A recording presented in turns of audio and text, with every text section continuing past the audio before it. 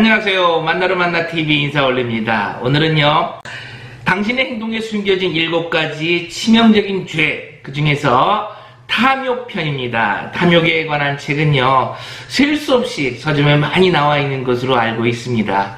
탐욕이 죄다라는 것은요, 일반적인 사고를 가진 사람은 누구든지 맞지 하고 고개를 끄덕이실 것 같습니다. 그런데 어느 유명한 아이돌이라든가 철학가 혹은 또 사회에 영향력을 끼치는 사람이 엉뚱한 말을 하면 마치 자신이 잘못 생각한 줄 알고 쉽게 또 이렇게 바꿔서 받아들이면서 긍정을 하는 분들도 많이 계십니다.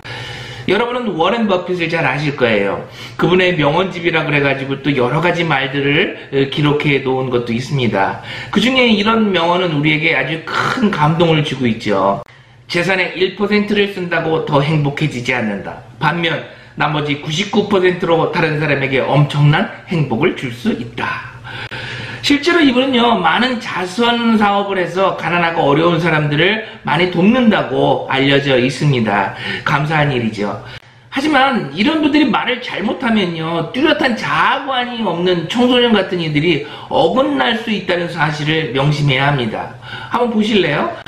모든 사람이 탐욕스럽게 되면 나는 두려워진다. 그렇지만 모두가 두려워하게 되는 순간 나는 탐욕스러워진다. 이게 아마도 주식에 관한 이야기를 한 것 같습니다만, 주식 역시도 이 건강한 기업의 투자 개념으로 접근하지 않는다면 아무리 나라에서 권장한다고 해도 이 기독교인으로서 옳지 못한 행동임을 알아야 할 것입니다. 탐욕에 대해서는요, 토마스 아퀴나스가 이런 이야기를 했죠. 한계를 모르는 이익을 추구하려는 욕구. 한계를 모르는 이익을 추구하려는 욕구. 이것은요, 이 하박국서에 아주 자세히 기록되어 있습니다. 하박국서 2장 5절입니다. 그는 술을 즐기며 거짓되고 교만하여 가만히 있지 아니하고 수월처럼 자기의 욕심을 넓히며, 또 그는 사망 같아서 족한 줄을 모르고 자기에게로 여러 나라를 모으며 여러 백성을 모으나니. 탐욕이라는 늪에 빠지게 되면 하박국 때나 지금이나 정신을 차릴 수 없는 사람이 되고 마는 것입니다. 자, 그러면요, 이 성경은 탐욕에 대해서 어떻게 말하고 있는가를 한번 알아보도록 하겠습니다. 열왕기하에 보면요, 하나님의 사람 엘리야가 나오고요, 그의 사환 이 욕심장이 게하시가 등장합니다. 아람 장군 나아만의 문둥병을 아무런 대가도 없이 고쳐주고 예물도 받지 않고요, 그냥 보내는 것을 본 게하시가 아주 못된 생각을 하게 되죠. 열왕기하 5장 20절입니다. 하나님의 사람 엘리야의 사환 게하시가 스스로 이르되 내 주인이 이 아람 사람 나아만에게 면하여 주고 그가 가지고 온 것을 그의 손에서 받지 아니하였도다. 여호와의 살아계심을 두고 맹세하노니 내가 그를 쫓아가서 무엇이든지 그에게 받으리라. 아니, 그냥 받으면 되지 또 여호와의 살아계심을 두고 맹세까지 하면서 또 받아낼 건 또 뭡니까? 이런 게하시, 이런 못된 게하시는 어떻게 되었을까요? 열왕기하 5장 27절입니다. 그러므로 나아만의 나병이 너에게 들어 네 자손에게 미쳐 영원토록 이르리라 하니 게하시가 그 앞에서 물러나오매 나병이 발하여 눈같이 되었도다. 누가복음 12장에는 어리석은 부자가 등장을 합니다. 더 큰 곡간을 짓고 곡식과 물건을 쌓아두는데 온 힘을 기울인 부자에게 우리 주님은요, 이렇게 말씀을 하십니다. 누가복음 12장 20절로 21절입니다. 하나님은 이르시되 어리석은 자여, 오늘 밤에 네 영혼을 도로 찾으리니 그러면 네 준비한 것이 누구의 것이 되겠느냐 하였으니 자기를 위하여 재물을 쌓아두고 하나님께 대하여 부요하지 못한 자가 이와 같으니라. 그리고 은 30에 예수님을 배신한 가룟 유다가 있죠. 성경은 이렇게 탐욕에 가득한 사람들을 저주의 자식이다 라고 말씀을 합니다. 베드로후서 2장 14절입니다. 음심이 가득한 눈을 가지고 범죄하기를 그치지 아니하고 굳세지 못한 영혼들을 유혹하며 탐욕에 연단된 마음을 가진 자들이니 저주의 자식이다. 탐욕이 저주의 자식이다 라고 말할 만큼 크고 무서운 죄인지를 오늘 깨닫지 않으면 순간순간 들어오는 그 주변의 유혹에서 이겨내기 어렵다는 것을 명심하시고요, 오늘 끝까지 명심해서 시청해 주시기를 바라겠습니다. 탐욕은 당신이 무엇을 소유하느냐가 아니라 무엇이 당신을 점유하느냐의 문제다. 이게 무슨 말인지 어렵습니까? 우리는 이런 찬양을 하죠. 주님 한 분만으로 나는 만족해. 정말 만족하십니까? 주님만으로 만족하는 사람은요, 모든 삶이 조금씩 변화되기 시작합니다. 그러나 입으로만 만족하고 예배 때만 만족하는 사람에게 우리 주님은요, 이렇게 말씀을 하십니다. 예레미야 2장 13절입니다. 내 백성이 두 가지 악을 행하였나니 곧 그들이 생수의 근원이 되는 나를 버린 것과 스스로 웅덩이를 판 것인데 그것은 그 물을 가두지 못할 터진 웅덩이들이다. 탐욕은 하나님의 공급을 신뢰할 수 없다고 말하며 하나님의 명예를 더럽힌다. 우리는 자신을 위해 필요 이상의 재물을 쌓는다. 또한 탐욕은 하나님과 그분의 공급이 우리 영혼의 갈망을 채우기에는 부족하다고 생각한다는 뜻이기도 하다. 우리는 물질, 곧 더 많고 비싸고 더 새로운 것들로 자신의 욕구를 채운다.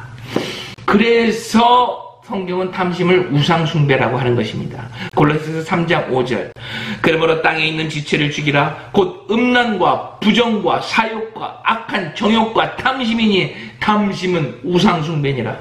에베소서 5장 5절. 너희도 정녕 이것을 알거니와 음행하는 자나 더러운 자나 탐하는 자 곧 우상숭배자는 다 그리스도와 하나님 나라에서 기업을 얻지 못할지니. 월요일부터 토요일까지 일자리에서 전쟁터처럼 정신없이 고군분투하다가 주일날 예배당에 앉아가지고 예배 드리고 또 이제 돈도 많이 벌었으니까 남보다 헌금도 많이 하는 것으로 위안 삼고 또 주일 오후 열심히 일하러 이곳저곳 다니시는 분들, 이제 정신 차리셔야 합니다. 본인은 남보다 성실하고 최선을 다한다고 생각하시겠지만 생수의 근원이 되시는 하나님을 버린 것과 그 물을 가두지 못할 터진 웅덩이를 파고 있다는 사실을 기억하셔야 하는 것입니다. 존 파이퍼는 이렇게 말을 했습니다. 탐욕은 하나님에게서 얻어야 할 만족을 다른 데서 얻으려 한다. 탐욕은 하나님이 아닌 다른 신을 만든다. 그렇게 해서 탐욕은 10번째 계명뿐 아니라 첫 번째 계명도 어기게 한다. 에베소서에는요, 하나님의 진노가 불순종의 아들에게 임한다라고 기록되어 있고요. 고린도전서에는요, 하나님의 나라를 유업으로 받지 못한다 이렇게 기록되어 있습니다. 이제 처방전을 좀 받아야 되겠습니다. 감기약이나 두통약처럼 복용하면 금세 고쳐지는 증상이 아니므로 마지막 날까지 싸워 이겨내셔야 하는 것입니다. 탐욕과의 전쟁은 평생에 걸친 싸움이다. 한 번의 선택이나 대대적인 행동 한 번으로는 이기기가 어렵다. 우리는 몇 번의 패배가 예상되지만 그러나 우리 안에서 착한 일을 시작하신 분이 그 일을 이루겠다고 약속하셨다. 물론 그리스도 예수의 날에야 비로소 완성되겠지만 말이다. 자, 지금부터 처방전을 드리겠습니다. 처방전은 3가지입니다. 첫 번째, 그리스도가 비결이다. 빌립보서 4장 11절로 13절입니다.